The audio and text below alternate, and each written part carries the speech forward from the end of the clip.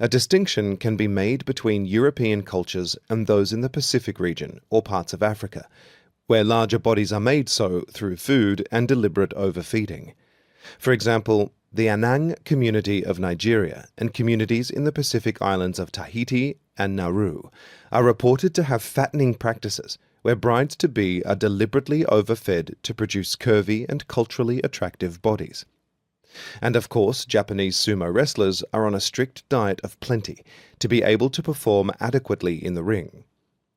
These practices not only produce bodies with particular functions, fecundity and fertility for the brides-to-be and strength for the sumos, but also bodies with the ability to convey messages about wealth and power. We now turn to look more closely at fatness to examine how food works on the body to create and convey our exterior identity. This is an interesting example of the ways in which the identity created by fatness has changed historically.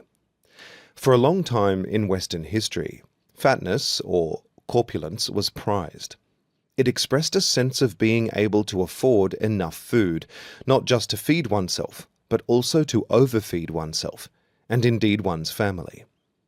Interestingly, diseases that were associated with overfeeding also carried high social cachet.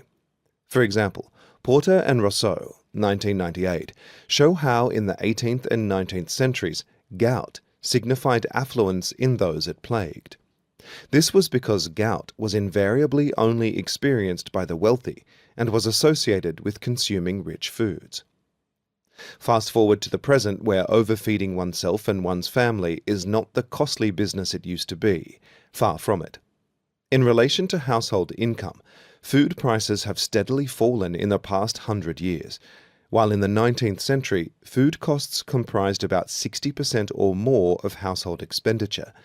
Today, it has fallen to about 10% for the average Australian family. In the USA, that figure is about 7%. So overfeeding is not the sign of wealth that it once was, and a large body size created by excess food now conveys a totally different image. Research shows that fatness carries numerous stigmas for the individual. Ryan Stanley argues that being overweight transgresses a number of social norms, such as moderation in eating, mindfulness of healthy bodies, and importantly, a display of willpower or self-control. All of these attributes say something about the person, and that statement is missing in people who are too heavy.